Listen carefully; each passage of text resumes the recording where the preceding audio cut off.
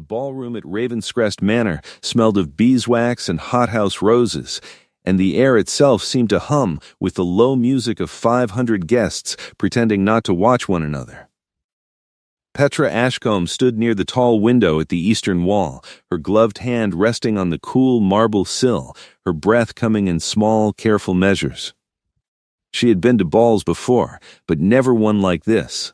Never a ball given by the Duke of Ravenscrest himself, and never one where the great chandelier above the center of the room held 400 candles, each one lit by hand, each one throwing a soft, trembling light across the polished oak floor. She had come tonight only because her aunt had insisted. Aunt Bramwell had taken Petra in 3 years ago, after the fever had taken both her parents, and Petra knew what her aunt expected in return. She was to be seen. She was to be pleasant. She was to smile when spoken to and not speak unless spoken to first. She was, above all, not to embarrass the Bramwell name. Petra had learned all these lessons and worn them like a second gown, one that never quite fit, but that she could not take off. The music began, a soft country dance, and couples moved to the floor. Petra watched them with quiet interest. She was not thinking of dancing. She was thinking of the child. The child was a small girl of perhaps 6 years, in a white muslin dress with a pale blue sash, and she had slipped away from her nurse 3 times already in the past quarter hour. Petra had noticed her the moment she entered the ballroom, because the girl had a way of moving that reminded her of a small bird trying to find a window. She would appear at the edge of the dancers, watch for a moment with wide dark eyes, and then vanish again behind the potted palms or the great velvet curtain. No one else seemed to see her. No one else was looking. Petra was looking because Petra had spent 3 years learning how to see what other people missed. It was a small skill, and it kept her from being lonely. She counted the ceiling roses. She named the flowers in the arrangements. She watched the small girl in the white muslin dress, and she wondered where the child's mother was, and she remembered, quite suddenly, that the Duke of Ravenscrest was a widower. The Duchess had died 2 years ago in childbirth, so the story went, though the child had lived. Petra had heard the story only in scraps. The Duke had gone into mourning for a full 1.5 years, longer than was expected, and had only recently begun to receive callers again. This ball was said to be the first he had given since his wife's death. It was said he had given it because his sister had told him he must, and because the child needed to see her father in the world again, and because a man cannot mourn forever without becoming a stone. Petra thought of all this as she watched the small girl slip past the edge of the dancers again. The child was heading toward the center of the room now, toward the great open floor where the couples turned and turned beneath the chandelier. Petra frowned. There was no reason for a child to be there. The nurse was nowhere to be seen. Petra glanced left, glanced right, and stepped away from the window. She had taken perhaps 5 steps when the Duke entered the ballroom. He came in through the great double doors at the top of the marble staircase, and every head in the room turned at once, as though pulled by a single string. The music did not stop, but it seemed to grow quieter, as though the musicians themselves had drawn breath. The Duke did not pause on the stairs. He came down them at his own pace, neither slow nor quick. And he did not smile, and he did not nod, and he did not look at anyone in particular. He was a tall man, with dark hair cut close, and a face that seemed to have been made for gravity rather than for charm, and he wore black as though he had not quite finished mourning even now. His gaze moved across the room the way a man's gaze moves across a field he owns. Petra had never seen him before. She had only heard of him. She thought, in the small honest part of her mind, that he was not handsome in the way people meant when they used that word. He was something else. He was a man who took up space without trying to. She did not stop to watch him. She could not. The child had reached the edge of the dancers now, and Petra had seen something the rest of the room had not. The chandelier above the center of the floor was shaking. It was such a small shake that at first Petra thought she had imagined it. A trembling, a shiver of crystal. The candles above flickered as though a small wind had passed through the ceiling. But there was no wind. The windows were closed. And then Petra looked more closely, and she saw the great iron chain that held the chandelier to the ceiling, and she saw that one of the links near the top was not right. The metal had a strange bright line running through it, and the whole chandelier had begun to sway, very slightly, in a way that no chandelier should sway. Petra's mouth went dry. She could taste something like copper on her tongue. The smell of the beeswax candles suddenly seemed very sharp, almost too sharp to bear. The small girl in the white muslin dress had stopped directly beneath the chandelier and was looking up at it, her head tilted back, her small mouth open in wonder. Petra ran. She did not think about running. She simply ran. She heard her aunt's voice call her name from somewhere far behind her, sharp and shocked, and she heard the whisper of her own silk slippers on the polished floor, and she heard the sudden quiet of the musicians as they saw her and lost their place. She did not care. She ran through the edge of the dancers, past a startled gentleman who stepped back to let her pass, past a woman who gave a small cry of surprise. And she saw the child clearly now, saw the small face turned up toward the trembling light, and she heard, above her own breath, a soft cracking sound. She reached the child. She did not slow. She wrapped her arms around the small body and pulled and threw them both sideways, hard, and they went down together on the polished oak floor, and Petra felt the child's shoulder press against her ribs, and she felt her own knee strike the wood with a bright shock of pain, and then there came the sound. It was not the sound she had expected. She had expected a great crash, a shattering. What came instead was first a slow, groaning cry of iron, as though the ceiling itself were grieving, and then a rush of falling weight, and then the crash, and the crash was so loud that Petra felt it in her teeth. Crystal exploded across the floor in a wide, glittering wave. Candles rolled everywhere, some still burning, some snuffed out by the fall. The great iron frame of the chandelier struck the wood exactly where the child had been standing, and it struck so hard that a long splinter of oak flew up and passed Petra's cheek, close enough to touch, and she felt the sting where it grazed her. Then there was silence. It was the kind of silence Petra had never heard before. 500 people, and not one of them made a sound. She could hear her own heart. She could hear the child breathing against her collarbone, small and quick. She could hear a single candle rolling on the floor beside them, its small brass holder ringing faintly against the wood. And then she heard, from somewhere close, a low, hard voice say a single word. Kasaya, the Duke, was there. Petra had not seen him come.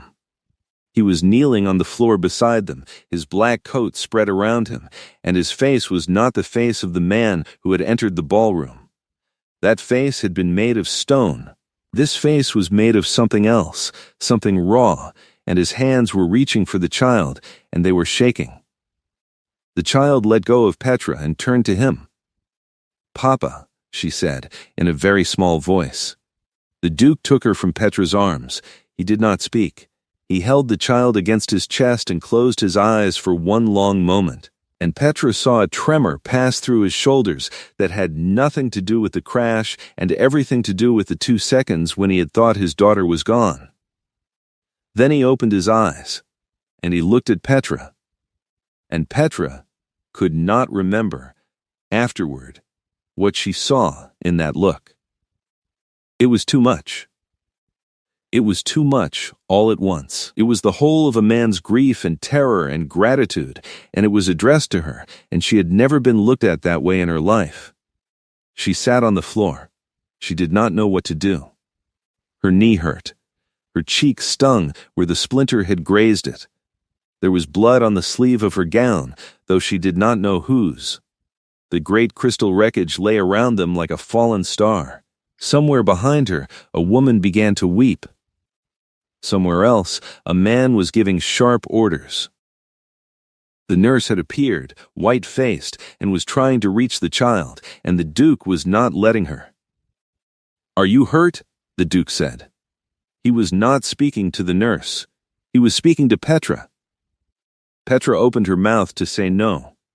She found she could not speak. She shook her head instead. "Your face," he said. She lifted her hand to her cheek. Her fingers came away with a small smear of blood. She looked at it as though it belonged to someone else. "It is nothing," she said.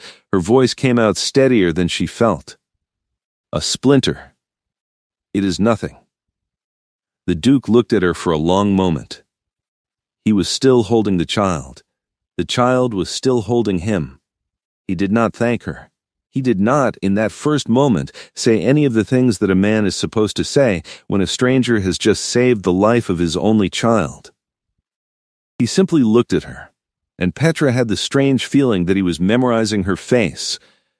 The way a man memorizes a page he means never to forget. Then the room came back. Sound rushed in like water through a broken dam. Voices, cries, the scrape of chairs, footsteps. Petra's aunt was there suddenly, kneeling beside her, hands fluttering, saying something that Petra could not hear. Servants were sweeping crystal into piles. The musicians had begun to stand and set down their instruments. Someone had brought a doctor, though there was no one truly injured, only shaken. A great dark stain of candle wax was slowly spreading across the polished oak. The Duke rose. He kept the child in his arms. He looked at Petra one more time, and he said, very low, so that only she could hear, "I will find you." Then he walked away, carrying his daughter, and the crowd parted for him as though he were a knife. Petra let her aunt lift her to her feet. Her knee held her weight, but only just. She did not remember, later, how she got out of the ballroom. She remembered only the smell of beeswax and rose, and the coppery taste in her mouth, and the small hot pulse in her cheek, and the way the Duke had said her name, except that he had not said her name, because he did not know it yet. The Bramwell carriage rattled home along a road that was wet with new rain, and Petra sat in the corner with her aunt's shawl around her shoulders and watched her own reflection in the dark window. She looked, she thought, like a stranger. Her hair had fallen from its pins on one side. There was a thin, dark line down her cheek where the splinter had cut her. Her gloves were ruined, one of them torn at the wrist. She could still feel the child's small, quick breath against her collarbone. "You could have been killed," Aunt Bramwell said. She had said it 4 times already since they had left the manor. She said it now not with warmth, but with the sharp voice of a woman who had been badly frightened and did not know how to show fear except as anger. "You ran into the middle of the floor. In front of everyone." "Do you have any notion how it looked, Petra? There was a child," Petra said. "There are always children. There are nurses to see to them. It was not your place." Petra did not answer. She was too tired to argue, and she had learned 3 years ago that arguing with her aunt was like arguing with a locked door. She rested her forehead against the cool glass of the window and closed her eyes, and she thought of nothing for a long moment, and then she thought of the way the Duke had looked at her, and she opened her eyes again because she did not want to think of that yet. At home, in the small blue bedroom that had been hers since she came to live at Bramwell House, she took off her ruined gown herself. She would not call the maid. She did not want anyone to see the tremor in her hands. She washed the blood from her cheek in the basin. The cut was small, no longer than her smallest fingernail. It would not scar. She stared at herself in the small oval mirror above the washstand, and she said, out loud in a whisper, "He did not even ask my name." She did not know why that thought stung. She did not want him to know her name. She did not want any of it. She wanted only to sleep and to forget the sound of iron breaking above a child's head. She climbed into bed in her shift, and she pulled the coverlet up to her chin, and she lay awake for a long time listening to the rain against the window and the slow tick of the little clock on the mantel. She fell asleep at last near dawn. She dreamed of candles. The next morning, all of London was speaking of the ball. By the time Petra came down to breakfast, 3 notes had already arrived at the door, each one asking after the health of the young lady who had saved the Duke of Ravenscrest's daughter. Aunt Bramwell read them aloud with an expression that was neither pleased nor displeased, but calculating, as though she were doing sums in her head. "You will not answer them," her aunt said. "Not yet. Let them wonder for a day or 2. It does no harm to be spoken of." Petra ate her toast and said nothing. Her knee was stiff. Her cheek stung when she moved her mouth. She was thinking of the child. She hoped the child had slept. A 4th note arrived at 11. This one bore a heavy dark seal that Petra had never seen before, but that her aunt recognized at once. Aunt Bramwell went quite still when she saw it. She turned the note over twice in her hands before she opened it. She read it. She read it again. Then she looked up at Petra with an expression Petra had never seen on her aunt's face before, and Petra could not tell whether it was fear or triumph or something worse than both. "The Duke," her aunt said, "is coming here this afternoon at 3. Petra set down her tea. Her hand had begun to shake, just slightly, and she did not want to spill. "To thank you, one supposes," her aunt said. Her voice had a strange, thin quality. Though he might have sent a letter, a gift, he did not need to come himself. "No," Petra said. He did not. Her aunt looked at her sharply, but Petra had already looked away, and she said nothing more. At 3, precisely, a dark carriage drew up before Bramwell House. Petra heard it from the drawing room where she had been placed by her aunt, in the good chair, in her second-best gown, with her hair arranged simply and the small cut on her cheek darkened just slightly by a dot of powder her aunt had insisted upon. Petra had not wanted the powder. She had not wanted any of it. But she had learned, again, that arguing was like arguing with a locked door. The Duke was announced. He came in alone. He was dressed in black again, though his coat today was less formal, and he carried his gloves in one hand. He bowed to Aunt Bramwell first, correctly and briefly, and then he turned to Petra, and he bowed to her, and his bow was neither longer nor shorter than the one he had given her aunt, and yet somehow it was different. Petra could not have said how. She could only feel it. "Miss Ashcombe," he said, "I hope you are recovered." "I am well, Your Grace," Petra said. Her voice came out even. She was surprised at herself. "Thank you." "Your cheek," he said. "It is nothing, a scratch." He looked at her for a moment longer than was proper. Then he sat down, in the chair that Aunt Bramwell indicated, and he accepted the tea he was offered, and he did not drink it. He placed the cup and saucer on the small table at his elbow, and he did not touch them again. "I have come," he said, "to say something to you that I could not say last night. I was not myself. I hope you will forgive me for that." "There is nothing to forgive, Your Grace." "There is," he said. Quietly. "You saved my daughter's life. And I did not thank you." Aunt Bramwell made a small sound, the sound of a woman about to speak. The Duke did not look at her. He continued to look at Petra. "I do not know how to thank you," he said. "I have thought about it since last night. I have not slept.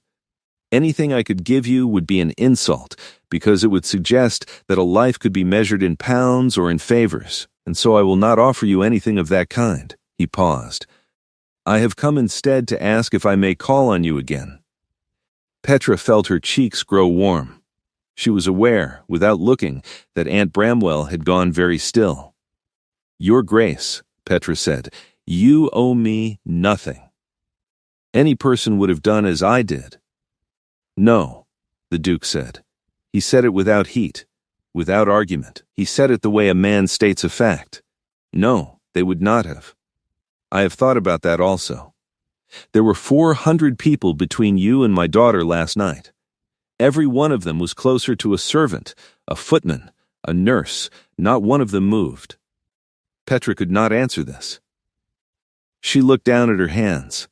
I saw you before the chandelier fell, the Duke said. His voice was very quiet. I saw you across the room. You were the only person in that ballroom who was watching my daughter. I did not know why, at the time. I thought you were merely kind. I did not know that you had seen the chain. Petra looked up. I did not know I had seen it. Not really. Not until I saw her stop beneath it. That, he said, is what I mean. They looked at each other for a moment. Aunt Bramwell cleared her throat.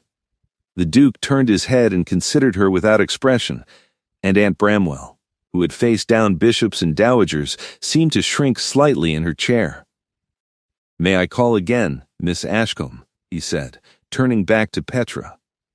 Yes, Petra said. It came out before she had thought about it. Then, because she was not a fool, she added, if my aunt permits it. I permit it, Aunt Bramwell said, rather too quickly. The Duke rose. He bowed again. He looked once more at Petra, and Petra had the same feeling she had had in the ballroom, the feeling of being memorized, and then he was gone, and the room felt smaller in his absence and larger at the same time, and the cup of tea he had not touched was still steaming faintly on the little table at his elbow. He came back 3 days later. He came back 2 days after that. Within a fortnight he had called at Bramwell House 7 times, and each time he had stayed for exactly the length of a proper call, and each time he had spoken to Petra quietly, without flattery, without performance, and each time he had left without asking anything of her except the permission to come again. Aunt Bramwell had begun to move through the house with a peculiar bright expression, as though she had won a horse race she had not entered. Petra did not know what to make of any of it. She had thought, after the first visit, that he had come out of duty and that the duty would soon be discharged. But by the 3rd visit she had begun to suspect otherwise. He asked her questions no man had ever asked her before. He asked her what she read. He asked her what she thought of what she read. He asked her once what she remembered of her mother, and when Petra answered him honestly, he did not look away. On the 5th visit, he brought his daughter. The child was called Cassia. Petra learned this properly for the first time when the Duke said, "My daughter has asked to come with me today. I hope you will not mind." And then the child was there, in the doorway, in a small green pelisse and a bonnet with a white ribbon, and she was looking at Petra with the same wide dark eyes Petra remembered from the ballroom, though the fear was gone from them now, and something else had replaced it. "Miss Ashcombe," the child said, in a voice as clear as a small bell. Petra rose. She did not know what one was supposed to do. She curtsied to the child, because it seemed the right thing, and the child laughed, and the laugh was the first truly bright thing Petra had heard in that drawing room in 3 years. "I am not to be curtsied to," Cassia said. "I am only 6. "I beg your pardon, Lady Cassia," Petra said gravely. "I shall try to remember." The child came further into the room. She stopped in front of Petra and looked up at her. She was too small to see Petra's face properly at that distance, and she tilted her head back the way she had tilted it back in the ballroom, and Petra felt something in her chest turn over. "You pulled me out of the way," Cassia said. "Yes, Papa says you saved my life. Your papa is very kind to say so. He does not say kind things unless they are true," Cassia said, with the absolute certainty of a 6-year-old, and then she reached up and took Petra's hand, and she did not let it go for the rest of the visit. The Duke sat across the room and watched them. He did not speak much. He drank his tea today. Petra was aware of him the way one is aware of a fire in a cold room. She did not look at him often. She did not need to. She could feel him watching. When they left, Cassia hugged Petra around the waist and pressed her small face into Petra's gown, and then let go, and took her father's hand, and the Duke bowed. and they were gone. That night, Petra sat by her window for a long time. She did not know what was happening to her. She had spent 3 years learning to be invisible. She had learned it so well that she had forgotten there was any other way to be. And now, quite suddenly, she was being seen, and she did not know what to do with the seeing. She thought of the Duke's face. She thought of the child's hand in hers. She thought of the great chandelier and the sound of iron groaning and the 2 seconds during which she had thought she might not reach the child in time. She pressed her hand to her cheek, where the small cut had almost healed now, and she felt her heart move in a way she did not recognize. It was into this small, quiet happiness that her cousin came. Petra's cousin was called Miss Delphine Bramwell, and she was Aunt Bramwell's only child, and she had been away in the north visiting a great-aunt when the ball had taken place. She returned to London a full 3 weeks after the chandelier had fallen, and she returned to find her mother in a state of quiet triumph and her cousin Petra receiving calls from the Duke of Ravenscrest twice a week. Delphine was 2 years older than Petra. She was tall where Petra was small, and fair where Petra was dark, and she had spent her whole life understanding that she was the beauty of the family and that Petra was the poor relation who had been taken in out of Christian duty. She had not been unkind to Petra, exactly. She had simply arranged the world in such a way that Petra was never quite in her path. She arrived at Bramwell House on a Tuesday afternoon. She embraced her mother. She kissed Petra's cheek. She sat down in the drawing room and asked, with a light bright smile, for tea, and when the tea came she asked her mother, in the same light bright voice, whether the story she had heard on the road was true. Aunt Bramwell told her the story. She told it well. She left out nothing that reflected credit on the family and added a few small things that did not exist. Delphine listened without expression until her mother had finished. Then she turned to Petra. "Well, cousin," Delphine said, "how very fortunate for you." "Fortunate," Petra said. "Oh yes," Delphine smiled, "to have been noticed. It happens so seldom, does it not?" She said it lightly, as though it were a compliment, and only Petra heard what was underneath, and only Petra saw the small hard flash in her cousin's eyes. Petra said nothing. She had learned, 3 years ago, that answering was like arguing with a locked door. From that day, everything changed. Delphine did not tell Petra to stop receiving the Duke. Delphine did not need to. Delphine had other methods. Within a week she had made herself present at every one of the Duke's calls, seated in the drawing room in her best gown, her fair hair arranged in the newest style, her conversation quick and clever, and full of the sort of small witty phrases that made men laugh and did not require them to think. She spoke of the ball. She spoke of music. She spoke of horses, which she did not care about, and of poetry, which she had not read. The Duke listened to her politely. He answered when she spoke to him. He did not encourage her, and he did not discourage her, and Petra could not tell, from his face, what he thought of her. Petra herself said very little on those afternoons. She could not compete with Delphine, and she did not try. She sat with her tea and she watched her cousin work, and she felt a small cold weight settle in her chest. It was on the third such afternoon that Delphine spoke the sentence that Petra would remember for the rest of her life. The Duke had gone out for a moment to speak to his footman about the carriage. Aunt Bramwell had been called from the room to attend to a matter with the housekeeper. Delphine and Petra were alone in the drawing room for perhaps 2 minutes. Delphine turned to Petra. She smiled her light, bright smile. "You do know," she said, "that he only comes here because he pities you." Petra looked up. "He is a duke, Petra," Delphine said. Her voice was so soft, so kind, so full of what sounded like real concern. "He can have any woman in England. Do you truly imagine he would choose a girl with no fortune and no family and a scar on her cheek? He comes because his daughter is fond of you. That is all. When the child forgets you, he will forget you also. Do not, I beg you, embarrass yourself by imagining otherwise." Petra sat very still. She did not answer. She could not. There was a roaring in her ears like the sound of the chandelier falling, and there was a taste in her mouth like copper, and she could not have spoken if her life had depended on it. Delphine took a small, careful sip of her tea. She smiled again. "I say it only because I love you, cousin," she said.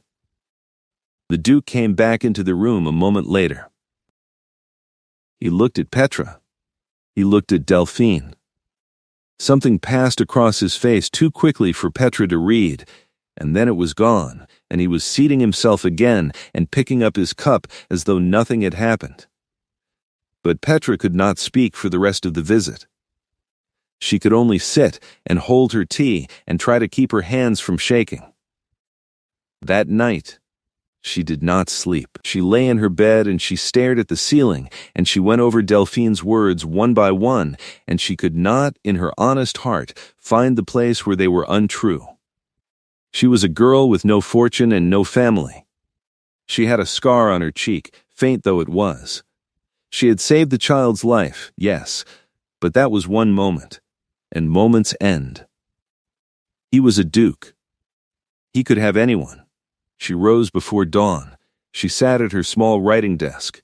She took out a sheet of paper, and she wrote a note to the Duke, and in the note she thanked him for his many kindnesses, and said that she thought it would be best if he did not call again. She did not explain. She only said that she believed it would be best. She signed it and sealed it and gave it to the maid to be sent that morning. By noon she regretted it.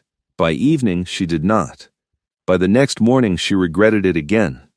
But it was done, and she could not undo it, and she sat in the drawing room in her ordinary gown and waited for the world to return to what it had been before the ball. The Duke did not call. He did not call the next day either. He did not call for a week. Petra told herself this was what she had asked for. She told herself it was the correct outcome. She told herself many things. On the 8th day, Kasia came. She came alone, or almost alone. She came with her nurse, who waited in the hall, and she came with a small parcel wrapped in brown paper, and she came into the drawing room with the direct march of a child who has come on business. "Miss Ashcombe," Kasia said, "why have you sent Papa away?" Petra rose. Aunt Bramwell, who had been in the room, opened her mouth. Kasia looked at her once, briefly, with the kind of clear, polite dismissal that only a 6-year-old can manage, and Aunt Bramwell closed her mouth again and, after a moment, left the room. Petra sat down. Kasia climbed into the chair opposite her and set the small parcel on the table between them. "I did not send him away," Petra said carefully. "You did," Kasia said. "He has not been the same since. He does not read to me at night. He reads, but he does not hear the words. I asked him what was wrong, and he said nothing was wrong, and I know when Papa is lying because his ears go still." Petra almost laughed. She caught herself. "His ears go still." "They go very still," Kasia said. "He does not know he does it. I have watched for years." Petra looked at the child. The child looked back at her. There was no fear in the small dark eyes now, and no wonder either, only something older than a 6-year-old ought to have, which is perhaps what happens to children who have almost died beneath falling iron and been picked up out of the way in time. "Kasia," Petra said, "it is not so simple as that. Why? Because your father is a duke." "Yes, and I am not anyone in particular." Kasia considered this. She was silent for a long moment. Then she reached across the little table and put her small hand over Petra's hand. "You are the person who pulled me out of the way," she said. "I do not know anyone more particular than that." Petra could not speak. Her eyes had filled with tears without her permission, and she blinked them back, and Kasia watched her without embarrassment or hurry, in the way small children watch grown-ups when they are trying to understand something. "I have brought you a present," Kasia said. She pushed the small parcel toward Petra. "It is from me, not from Papa. Papa does not know I am here. Nurse knows, but Nurse will not tell. I paid her a shilling." Cassia, open it. Petra opened the parcel. Inside was a book, small and worn, with a green leather cover. She recognized it. She had spoken of it once, weeks ago, at one of the Duke's early calls. It was a book of poems she had loved as a girl and had lost when her parents' house had been sold, and she had mentioned it only in passing, only for a moment, because the Duke had asked her what she read. Petra opened the cover. Inside, in a small, careful hand that was not the Duke's, was written a single line for Miss Ashcombe from Cassia, who is very glad she is here. But beneath that, in a different hand, in ink darker and firmer, was a single word, and the word was in a hand Petra had never seen, but knew at once. Please, that was all. One word. Please. Petra sat with the book in her lap. Cassia watched her. I asked him where to find it, Cassia said. He would not tell me. He said it was not proper. But he found it himself. He was gone for 3 days. Nurse said he went all the way to Bath. When he came back, he gave it to me and told me to keep it, that it was mine. But it was not for me. He looked at it too long when he gave it to me. I knew. You knew. I am 6, Cassia said, not stupid. Petra put her hand over her mouth. She did not know if she was going to laugh or cry. She was doing something between the two. Will you come home, Miss Ashcombe? Cassia said. Papa will not ask you. He is proud. But I am not proud. I am asking. Petra looked at the child for a long moment. She thought of Delphine's smile. She thought of the ball and the chandelier and the 2 seconds when she had not been sure she would reach the child in time. She thought of the Duke's face when he had said her name, except that he had not said her name, because he had not known it yet. She thought of the word please, written in a firm dark hand, in a book he had ridden 3 days to find. Yes, Petra said. I will come. Cassia nodded, as though the matter had been settled to her satisfaction, and climbed down from the chair, and took Petra's hand, and walked with her to the hall, where the nurse was waiting, and where the small closed carriage of the Duke of Ravenscrest was standing at the curb. Petra did not ask her aunt. She did not ask permission. She put on her cloak, and she went out into the pale afternoon light, and she got into the carriage with the child, and she held the small green book in her lap all the way to Ravenscrest House, and she did not, once, look back. The Duke was in his study. He was not expecting her. The butler, who had been given no instructions on the matter, hesitated in the doorway, and Cassia, who had been given no instructions either, but who was 6 and undeterred, marched past him. Papa, Cassia said. I have brought Miss Ashcombe. The Duke rose from his chair. He had been writing something. There was ink on his fingers. He had not slept well. Petra could see it in his face at once. His hair was disordered, where he had run his hand through it. His coat was undone at the throat.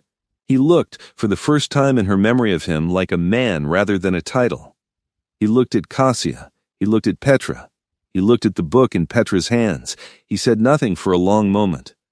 Then he set down his pen, and he wiped his fingers on a handkerchief with slow, careful motions, and he said, without looking up, Cassia, go to nurse. But Papa, go to nurse. Cassia went. She squeezed Petra's hand once as she passed, and she walked out with the air of a small general who has delivered her prisoner and expects the peace to be concluded without her. The door closed. The Duke and Petra were alone. The study was warm. There was a fire in the grate, low but steady, and the room smelled of wood smoke and old paper. And something else. Something Petra could not name. That was perhaps only the smell of him. A tall window looked out onto the garden. It had begun to rain again, very lightly, and small drops beaded the glass. The clock on the mantel ticked. The fire snapped once. Petra could hear her own breath. Miss Ashcombe, the Duke said. He did not sit down. He did not offer her a chair. He stood behind his desk with one hand resting on the polished wood, and he looked at her steadily, and Petra could see him choosing his words the way a man chooses his footing on ice. Your Grace, Petra said, I received your note. Yes, I did not answer it. No, I did not know how. Petra swallowed. Her throat was dry. I did not know how to answer a note like that, he said, because it did not tell me what I had done. I have gone over every visit. I have gone over every word. I could find nothing, which meant that either I had done something so small I had not noticed, or that you had been made to write it by someone else. Petra did not answer. I did not come, he said, because I did not wish to force myself upon a lady who had asked me to stay away. Whatever the reason, it is her right to ask. It is my duty to accept. He paused. His jaw moved slightly. It has been the hardest week of my life. Petra looked at him. She could not speak. My daughter, he said, has brought you here. I did not send her. I would not have sent her. I understand if you have come only because a child asked, and if that is so, I will call for the carriage now and take you home myself, and I will not trouble you again. That is not why I came, Petra said. Her voice came out small but clear. He did not move. Then why? Petra looked down at the small green book in her hands. She traced the edge of the cover with her thumb. You wrote please, she said. The Duke was silent. You rode to Bath, Petra said, to find a book I mentioned once, weeks ago, for perhaps 30 seconds. And you gave it to your daughter and let her think it was for her, because you thought it was not proper to give it to me yourself. And then when I sent my note, you wrote one word in the front of it. Please, yes, why? He came out from behind the desk then. He did it slowly, as though afraid of moving too fast. He stopped when he was still an arm's length from her, no closer, and he looked down at her, and Petra saw for the first time that he was not, as she had always thought, a man made of stone. He was a man who had learned to be still because he had been broken once and did not intend to be broken again, and there was a great difference between the two. Miss Ashcombe, he said. When the chandelier fell, I saw only one thing in the room. I did not see the crystal. I did not see my daughter. I saw you, running. I saw you the whole way. I saw the exact moment you reached her. And I saw you fold your body around her as though she were yours. And I have not, in 3 weeks, been able to close my eyes without seeing it again. Petra drew in a small breath. I did not come to your aunt's house out of duty, he said. I do not do things out of duty. I did not come out of pity. I have no pity to spare. I used all of mine on myself 2 years ago. I came because I had seen you. Because you were the only person in a ballroom of 500 who was watching my child. Because you moved when everyone else stood still. Because when I looked at you afterward, sitting on that floor with blood on your cheek, I understood that I had been asleep for 2 years and had woken up, and I did not know what to do with the waking. Petra felt a tear slip down her cheek. She did not wipe it away. Someone told you something, he said. Did they not? Someone told you I came out of pity or duty, or that you were beneath me, or that I would tire of you. Tell me who. It does not matter, Petra whispered. It matters, he said. But I will not press you. If you will not tell me, then I will only tell you this: whatever they said to you is not true. Do you hear me? It is not true. He did not move to touch her. He did not step closer. He only stood there, an arm's length away, with the firelight moving on the side of his face, and Petra thought quite clearly that she had never in her life been looked at with such steadiness. You wrote please, she said. I did. You have never asked anyone for anything in your life, have you? He was silent for a moment. Not for a very long time. Why me? The Duke drew in a breath. He let it out slowly. He looked, for one moment, like a man about to step off a cliff. And then he spoke, and his voice was very low and very quiet, and Petra had to lean forward slightly to hear him. Because you did not want anything from me, he said. Because you did not simper. Because when I asked you what you read, you told me. Because you looked at my daughter as though she were a person, not a duke's heir. Because you moved when no one else moved. Because when I sat across from you in your aunt's drawing room, I felt, for the first time in 2 years, that I was not carrying the whole of my life alone. And because when your cousin walked into the room and began her performance, you did not compete with her, and you did not sulk, and you did not stop being yourself. You only grew quieter. And I watched you grow quieter. And I thought, I will not have this. I will not have her grow quieter. Petra was crying now. She did not know when she had begun. The Duke reached into his coat and drew out a handkerchief and held it out to her, and she took it, and she pressed it to her cheek, and she laughed once, a small broken laugh. Your ears, she said. What? Cassia said your ears go still when you are lying. The Duke let out a slow breath that was almost a laugh. Do they? She says so. She may be right. I have not tested it. I do not intend to lie to you, Miss Ashcombe, so I will never know. Petra pressed the handkerchief to her eyes. When she lowered it, the Duke was still standing an arm's length from her, and he was still looking at her with the same steadiness, and Petra understood quite suddenly that he was waiting. He had done everything he could do. He had come. He had spoken. He had ridden 3 days for a book. He had written a single word in the front of it. He had let his daughter bring her here. The next step was hers. She thought of Delphine's smile. She thought of Aunt Bramwell. She thought of 3 years of counting ceiling tiles and adjusting gloves and standing beside windows in ballrooms and pretending she did not mind. She thought of the small girl in the white muslin dress, tilting her head back to look up at 400 candles. She took 1 step forward. Only one. It was enough to close the arm's length between them. Your Grace, she said. Cassian, he said. What? My name, if you like. My name is Cassian. Petra looked up at him. He was tall enough that she had to tilt her head back, and she felt, for one strange moment, like the child in the ballroom looking up at the light. Cassian, she said. He closed his eyes for a moment. Only a moment. Then he opened them, and he did not step closer, but he lifted his hand, very slowly, and he touched, with the back of one finger, the small pale line on her cheek where the splinter had grazed her. May I, he said. Petra nodded. She could not speak. He bent his head, and he pressed his lips very lightly to the small pale line. It was not a kiss on her mouth. It was something quieter than that, and something, Petra thought, harder to give. He stayed there for a breath. She could smell wood smoke on his coat, and rain, and something underneath that she could not name and would spend the rest of her life learning.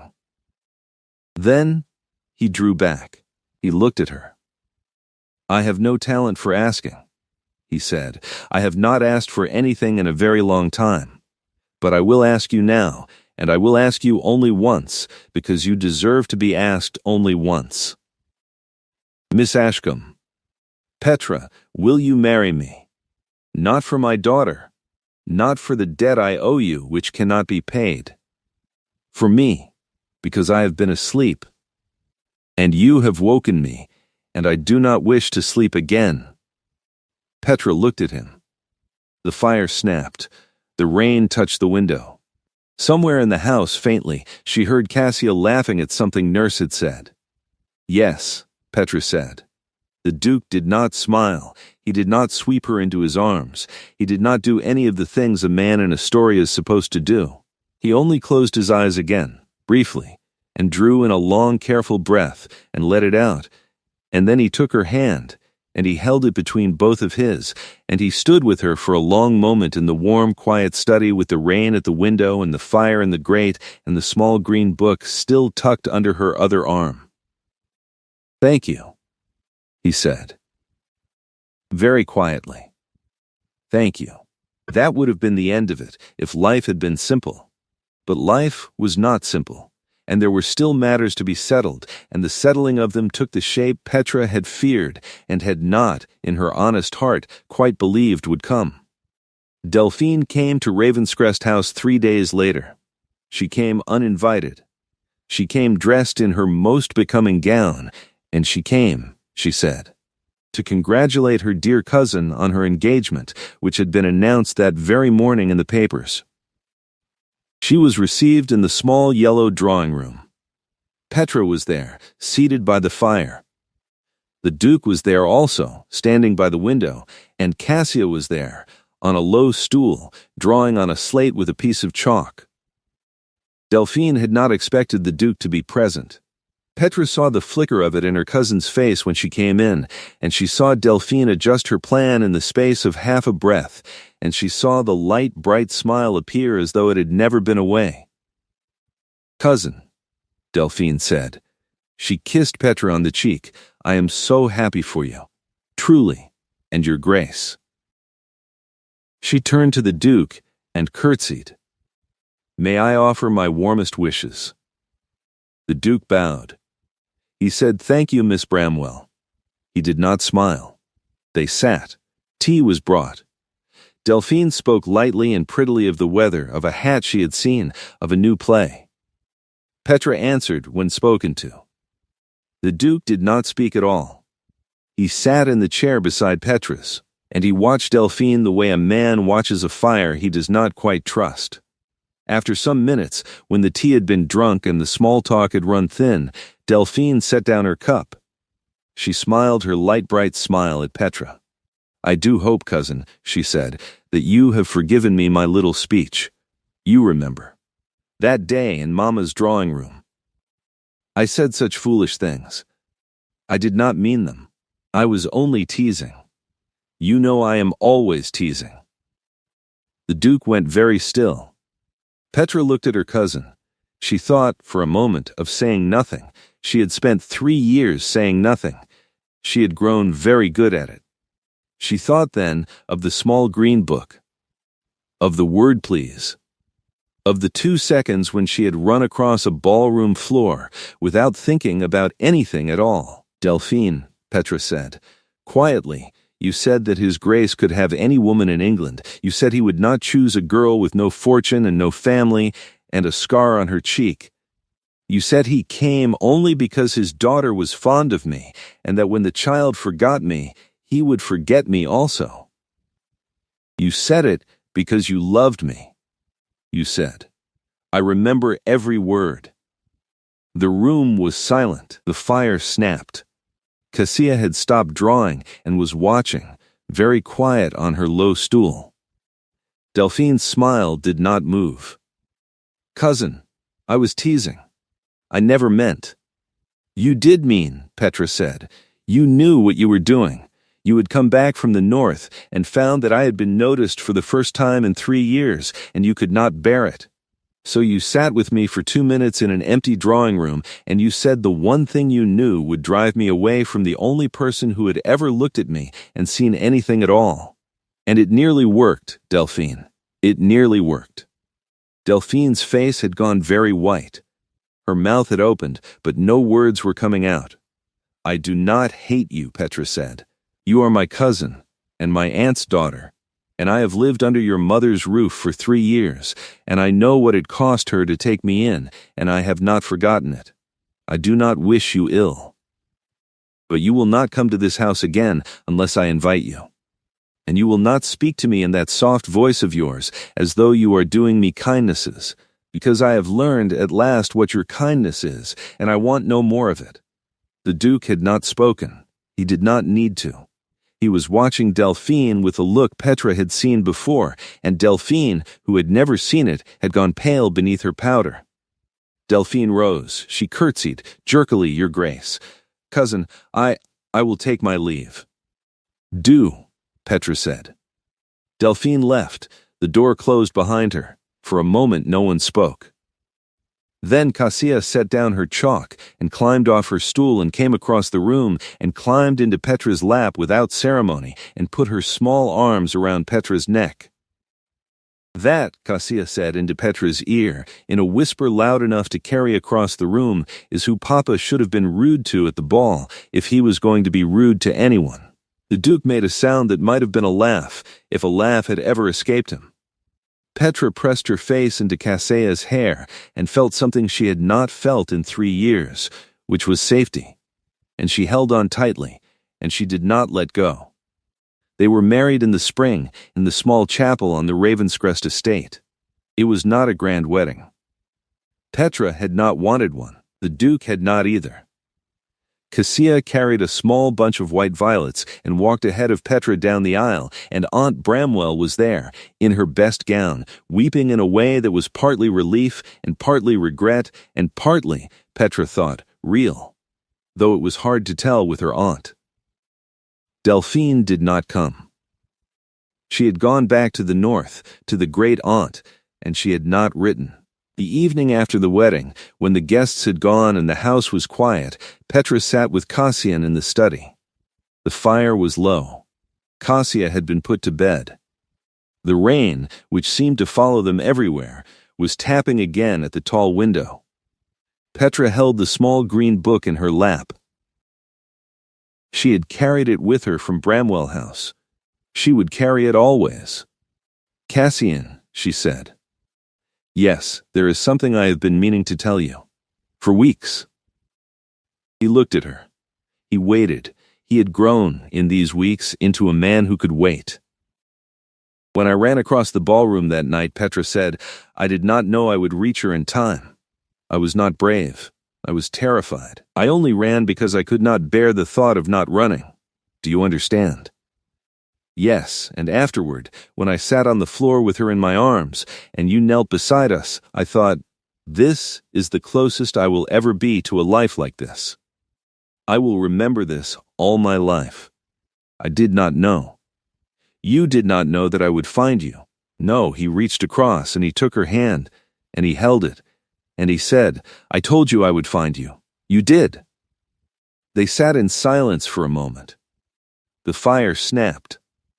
Somewhere far off in the house, a servant closed a door. It was the kind of quiet that was not empty but full, the way a room can be full of a warm fire and a shared silence and the slow, steady breath of two people who no longer need to explain themselves to each other. A year later, on a spring afternoon, much like the one on which they had married, Petra sat in the garden of Ravenscrest House with Cassia at her feet. The little girl was 7 now, and taller, and she was reading aloud from the small green book, stumbling over the longer words and looking up at Petra for help. The air smelled of new grass and lilac. A blackbird sang somewhere in the hedge. Petra rested her hand on the small mound of her belly, where a second child had begun, quietly to make itself known. The Duke came out of the house. He crossed the grass. He did not hurry. He stopped beside Petra's chair, and he stood for a moment looking down at his wife and his daughter and the book they were sharing, and Petra looked up at him, and the sunlight was in his hair, and there was no stone in his face at all, and only warmth in his eyes. "You are late for tea," Petra said. "I know. Where were you?" "Bath," he said. He held up a small parcel wrapped in brown paper. "I heard of another book you had once." Petra laughed. She could not help it. Cassia looked up. "Papa's ears," Cassia said gravely, "are not still." "No," the Duke said. He crouched down beside his daughter, and he touched Petra's hand, and he smiled, at last, a small quiet smile that was for the two of them alone. "They are not." And Petra, who had once counted ceiling tiles in ballrooms and stood beside windows unnoticed, who had run across a polished floor without thinking and pulled a small child from beneath a falling chandelier, who had learned at last that being seen was neither a punishment nor an accident, but a gift given and returned, closed her fingers around her husband's hand and understood, in the quiet warmth of that spring afternoon, that the chandelier had fallen not to end a life, but to begin one, and that some crashes, in the end, are only the sound of a door opening,